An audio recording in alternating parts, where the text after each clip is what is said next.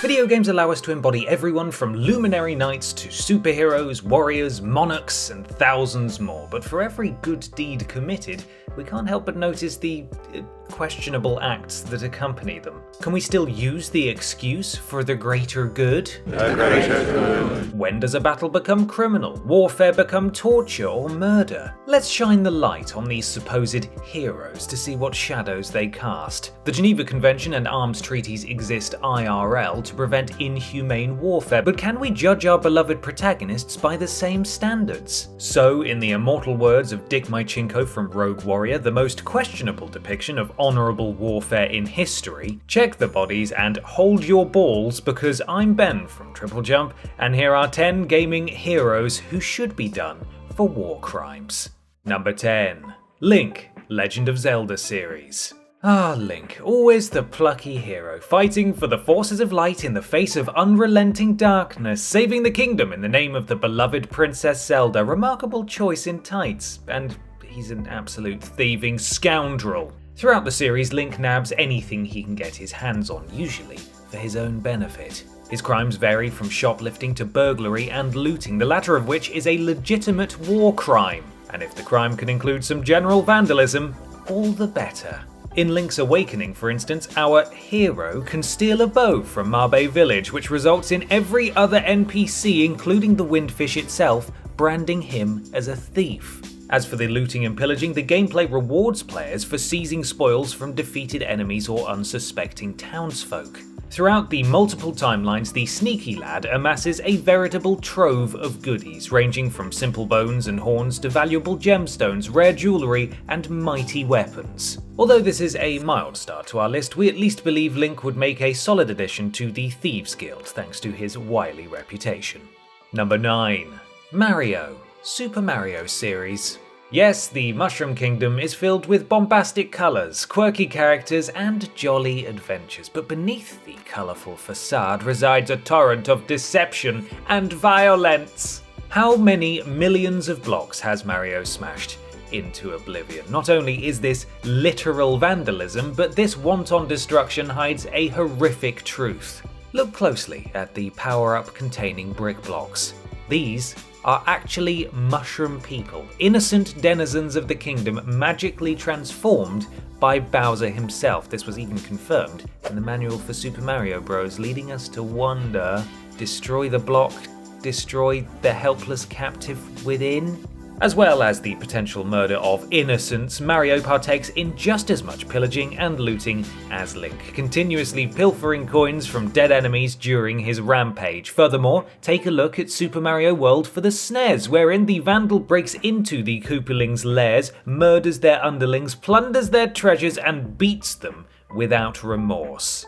Cue even more war crimes as Mario breaches the restrictions of honourable warfare by giving no quarter and seriously violating the principles of proportionality by blowing up the Koopalings' castles after delivering a humiliating defeat, decimating their land and leaving no survivors.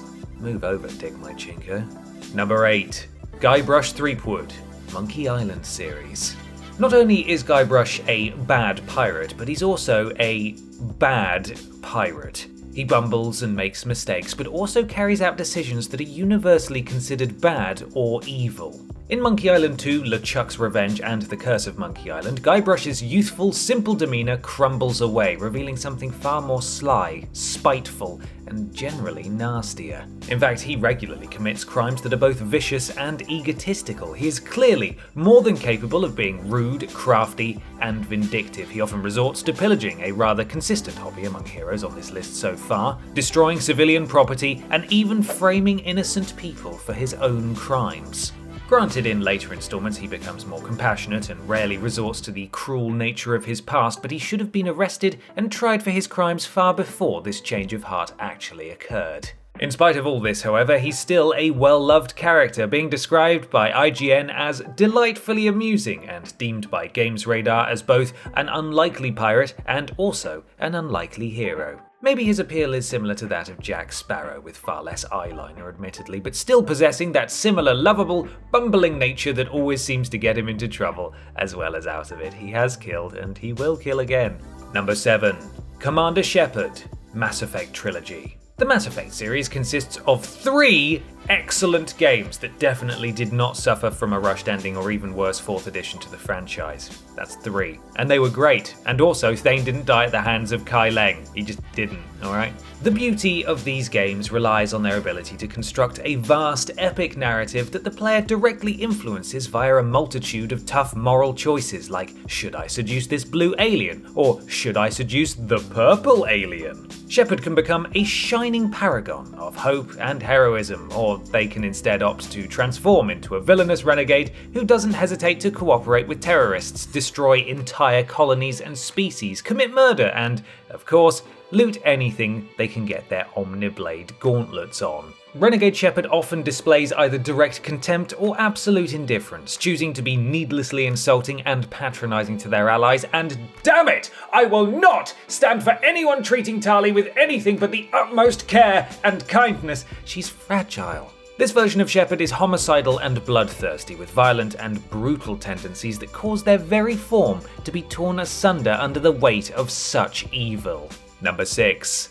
Lara Croft, Tomb Raider.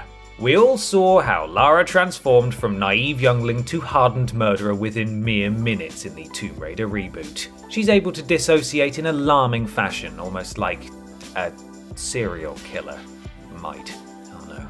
In fact, she shows many worrying tendencies that support this theory. Approximately 70% of serial killers have suffered at least one traumatic head injury, and Tomb Raider Return of Bodily Trauma inflicts Lara with all manner of nasty trips and slips. Likely, this could scar the frontal cortex, which can damage the ability to process emotional and social connections. She also grew up isolated and exudes prominent antisocial behavior. Add arson, a high IQ, low resting heart rate under pressure, violence to animals, and bog-standard murder to the mix, and we've got one seriously concerning character. Even before the reboot, she was essentially still a grave robber and murderer. Most archaeologists follow the ethical code that demands preservation and respect for archaeological remains and sites, but Crazy Croft must have skipped that part of the induction. She desecrates human remains, pillages, vandalizes, and slaughters locals, which is probably why she hasn't been invited back to Antiques Roadshow, not after the last time. Number 5. Mei, Overwatch. Mei Ling Zhao, Chinese climatologist, adventurer, and Free Hong Kong movement supporter, is the lovable and nerdy scientist of hero shooter Overwatch. She is resoundingly determined and quite inspiring, with many players commending her design as a strong female scientist who aims to protect the global ecology and support freedom for Hong Kong. In fact, her earnest quote of "Our world is worth fighting for" was enough to melt the hearts of any stoic players. Oh, and most charmingly, she's a merciless killer in possession of a weapon that's a serious breach of both weaponry protocols and the Geneva Convention, in particular, the tiny part that discourages the use of cruel and exceptional torture that inflicts unnecessary suffering. God, spoil sport. Dangerously low temperatures can have disastrous effects on the human body, ranging from mental confusion in mild cases to cardiac arrest under more severe circumstances. Under the onslaught of Mei's endothermic blaster, the other heroes can expect to suffer decreased respiratory functions, reduced blood pressure, inflamed skin, hallucinations, pulmonary edema, or even paradoxical undressing. Actually, Mei, would you mind pointing that gun at Soldier 76? Okay, maybe historically freezing has been used alongside the likes of burning and live burial to torture criminals, but, maybe keep an eye on it. Number 4. Nathan Drake, Uncharted series. One glance at my bedroom will reveal, among other things, please don't ask questions, a life-sized poster of Nathan Drake residing in its place of honor alongside the shrine to Malcolm Reynolds from Firefly, both of them bold, heroic, dashing rogues who deserve none of your slander, thank you very much. What's that? Drake has a kill count of approximately 3,000 people? I'm sure they were all evil men who definitely were not trying to just earn money to feed their families. I bet they kicked puppies or something, right? Oh, no? Okay, I suppose Drake has left behind what some would call a bloodbath. On the surface, like many other characters on this list, he's charming and likeable, but beneath this facade resides a cunning and ruthless mind. Of those thousands of kills, most are fairly horrific. From those pulled down from atop high ledges, their instant death is quite unlikely. Perhaps they lay crumpled at the base of the structure, broken legs akimbo, spine shattered, internal bleeding flooding the body, agony rippling through every attempt to cry for help. And that's just one cursory example that I just thought of off the top of my head in quite vivid detail. I'm fine. He's killed so many people and pillaged so many sites of historical significance that it's actually quite surprising he's not been flagged by Interpol or the FBI. Ultimately, he kills anyone who gets in his way, but still offers a smile and a quip while doing so, which is all the more disturbing. Number 3. The Vault Hunters, Borderlands. Borderlands is the pinnacle of the shoot and loot genre. It's a fast-paced adrenaline rush that barely gives the player a second's thought between choosing which new explosive gun to equip and which to sell. Actually, scrap that, the new one has a scope on it, and the number is 2 points higher than the old one. But have you ever listened to Handsome Jack's claims? I mean, really listened and actually thought about them? No, not the part about Butt Stallion. We all think about that. I mean the part where he declares that he's the hero and you're the villain. And he might have a point. After all, you are a Vault Hunter. Murdering, stealing, murdering, looting, more murdering. It's all in your job description, see? Right there. It's not even in the fine print or anything, you agreed to it. In Hammerlock's Big Game Hunt DLC, you even hunt many rare local species to near extinction without nary a second thought. But what really elevates your actions to the level of, war crimes, is the actual weaponry. Arms control treaties have banned the use of weapons that are designed to choke, maim, and or otherwise kill in an inhumane fashion. Essentially, all Borderlands weapons, incendiary weapons, blinding laser weapons, expanding ordnance, poisoned bullets, cluster bombs, and biological weapons all breach this treaty and unsurprisingly are the bread and butter of the in-universe arms companies like Torg and Hyperion. Turns out Handsome Jack may have been right, but don't tell him that, his ego is big enough. That and he's dead because you killed him. Number 2. Spartans, Halo series. Master Chief is undoubtedly the poster boy for the Spartans, the biologically enhanced super soldiers of the Halo universe. This legendary unit is the most elite infantry force used by the UNSC and employs cybernetically enhanced badasses as their primary offensive force. These towering super soldiers are iconic, both in-game and in real life, depicting an unwavering battalion of proud warriors that never fail to impress at any self-respecting Comic-Con. Unfortunately, this heroic group scores so highly on this list for one reason: using child soldiers. Yeah, it's difficult to put an excuse or positive spin on this one. This is indisputably a legitimate war crime and one which casts the Spartan in a rather uncomfortable light. Yes, they ultimately became the saviors of humanity or whatever, but they were originally created to fight rebels of insurrection. Other humans. Dr. Halsey, the mind behind the program, violated numerous laws and ethical boundaries to establish the insurmountable Spartan force by abducting 75 6-year-old children. Moreover, only 33 survived thanks to the torturous training process and implementation of physical augmentations. It is a criminal act and there is no doubt about it. The scientists claim the end justifies the means, but we ask, at what cost? Little John never got to play with Beyblades. Number 1. Martin Walker, SPEC-OPS The Line.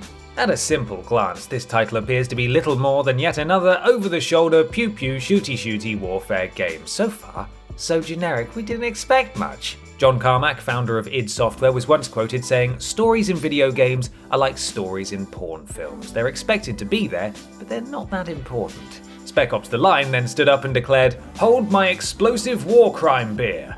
In a now infamous scene, protagonist Martin Walker uses white phosphorus on both US Army personnel and civilians, in direct breach of the Convention on Chemical Weapons and, unsurprisingly, our good old friend, the Geneva Convention. Following this incident, and unbeknownst to the player, Walker's sanity unravels, culminating in a dramatic and tense finale during which several endings can be attained. This narrative was masterful and completely unexpected by players and critics alike. At first, we may overlook the initial brutal attack due to our desensitized nature. We may even expect such a display, considering that unrelenting destruction is featured in anything from platformers to hero shooters. The whole purpose of the narrative is to explore the moral ethics of war crimes and the resulting demand for justice. It attempts something a lot of other games never bother with. It makes us think about the consequences of our actions.